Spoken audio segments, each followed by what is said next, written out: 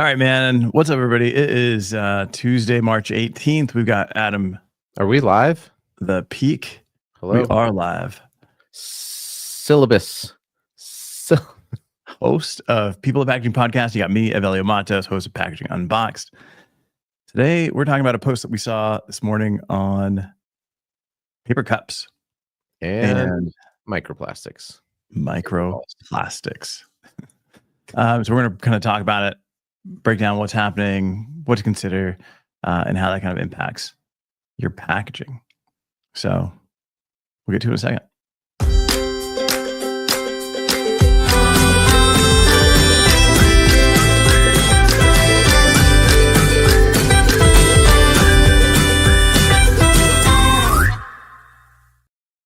All right. So this post was up this morning. Paper cups aren't just paper. There's actually a plastic. And this is from Julia Vol. Please go follow her. She does some really good content. But she's talking about this paper cup, right? So she's gone through the same process that Adam, you went through. Yeah. I mean, I'm guessing it's a different sort of similar idea. Yeah, it's a similar idea for sure. Yep. Breaking down the outer material, right? So in this case, it's paper. When you did it to aluminum cans to reveal the inner plastic liner. And I don't know, maybe it's because we're in packaging, because we're dealing with these materials that, what's up, Ryan Fox? Go follow Ryan Fox. Let us know where you guys are watching from. And do me a favor, if you know anyone in packaging that should be watching this, should be having this conversation, tag them in the comments, because the more, the merrier. But it shocks me to the number of people that don't realize that there's actually plastic in all these other areas of your life, right? In paper cups, in aluminum. And when you tell them, they're just blown away. Yeah. So what do you like? So what are your thoughts on this? Well, I find it interesting, and I did grab the Liquid Death can here that I destroyed. I deathified with my son. I'm not going to take a loop to it, but we'll do that another time. What's up, Hugh? Yeah. What's up? We got Tim Bulkey coming on. He puts the OH in Ohio. So I think that the reason that people don't know it is because it's not marketed that way, right? Like it destroys a lot of the marketability if you're like, this aluminum can contains plastic, this paper cup contains plastic. It's like, oh, if people really knew that, I think that they would still probably use the paper cup or the aluminum can for various reasons, but it would change their dynamic, right? Like brands are going to always say as much information as they have to say in order to be compliant. You don't have to say that it has plastic on the liner, right? But this whole idea, what's up, Chris? She's in Colorado, home of the Colorado State University Rams, who are the 12th seed in the upcoming March Madness NCAA bracket. And I haven't even asked Evelio who he picked to win it all. Evelio, who's your pick to win all of college basketball? Give me 3 names and I'll pick one. It's kind of like when you get that chicken to pick and then you gamble on it. I'll give you 3 legitimate ones that I think: St. John's, Houston, Florida. It makes it tough because I've lived in all of those areas. So we'll just pick St. John's. That's a good pick. They're really hot. Coach Pitino has them playing well. It's a great comeback story. So this whole thing is like it shouldn't be surprising to people that there's plastic on the inside of these where there's going to be hot or cold liquid, because we don't really have a material other than glass that is suitable for that type of application, right? I mean, I would imagine even if I broke down this Yeti coffee mug, obviously there's plastic here in the lid. There's probably something on the inside of this. Inside, yeah, for sure. So we act like the plastic that we can see is the only thing that matters. And in that video, she talks about how, you know, you're getting all these microns of micro PP into your body or microplastic. It's just like, Number one, the whole microplastics thing that are definitely coming from plastic water bottles and plastic linings.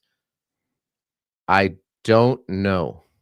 I have no idea if that actually happens or not, right? Like, is it possible? Sure. Is it actually happening because of the liners or because of the PET bottles? I don't Check. think so, right?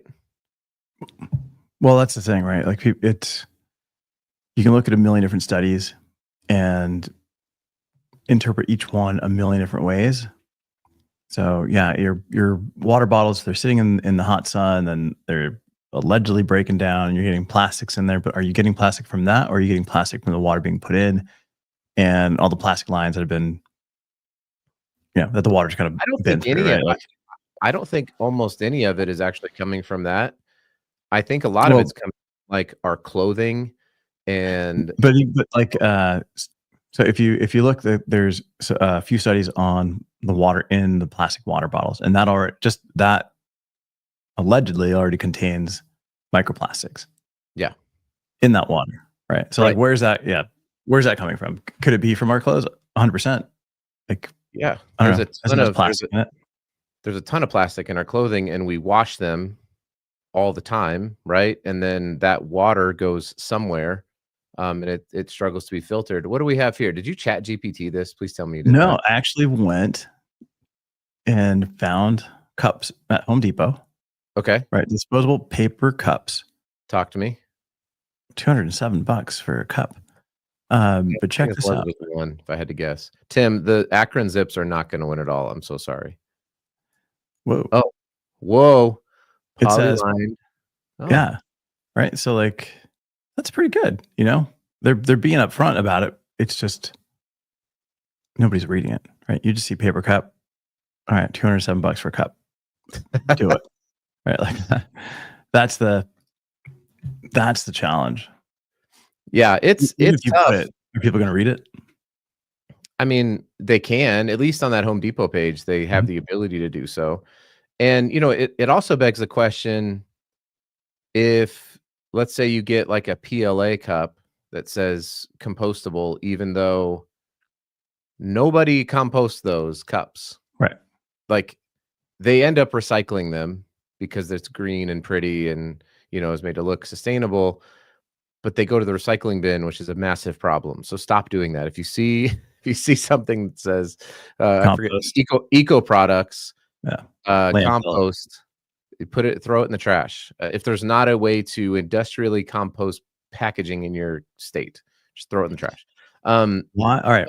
Do those have move on, though. microplastics? Do those have microplastics? That's what I want to know. Yeah, for sure. Before you move, but it composts in your body. Before you go further, why help someone understand why you don't put compostable plastics in the recycle bin? It sounds like it would be perfect. What happens? Because we don't have any viable end markets for recycling something like PLA. Now you can technically, like, I believe corrugate, if Ryan Fox is still on, I'm trying to elicit a response. I believe that corrugated boxes and certain papers are also, they're both recyclable and compostable. So those would be, there's some things that are probably fine in either, but compostable films, compostable stand-up pouches, compostable wrappers, compostable cups and cutlery and all that stuff. Oh, good, Ryan is on. All of that stuff is not really, it's not recyclable because there's no mechanism with which to recycle it, and there's no end market for PCR PLA. You're not answering it for the layman. Because you can't recycle it. Why? Because nobody will buy it and nobody can recycle it. Because what are you trying to get me to say? What I'm trying to get to is that you actually it reduces the value of the plastic, of the raw material that you are recycling, right? They don't want a product. Oh, if it gets mixed up. Yeah, right, because if you're putting it in the recycle bin to get recycled, it could go through the process, and it probably will go through the process because there's no way to identify and separate it. So when it goes through, like the forks and the knives and the spoons and all that stuff, I think that all gets sorted out. The cups, yeah, but they've got, but you've got like bottles, you've got all sorts of stuff that contains that as well, right? So like when you get that material and mix it in with the plastics, that then breaks down, it reduces the quality of the plastic that you get out of that. And it creates more work for somebody to actually pull that stuff out. And then like let me give you a great example, Evelio. I'd love great examples. Great. So yesterday we talked about the various bins that we have, and I have one for yard waste. If I were to include in my yard, which is compost, if I were to include in my yard waste human and dog excrement, like technically that is yard waste at your house. That is also waste. It would compost, but it absolutely is terrible for what they're trying to accomplish, right? So it's going to contaminate the organic waste of the grass clippings and the weeds and the tree trimmings and all that kind of stuff. That's what they want.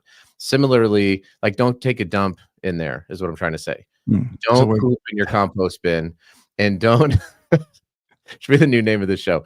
But you're doing the same thing when you take compostable packaging and put it in. You're just taking a giant dump into the plastic recycling stream.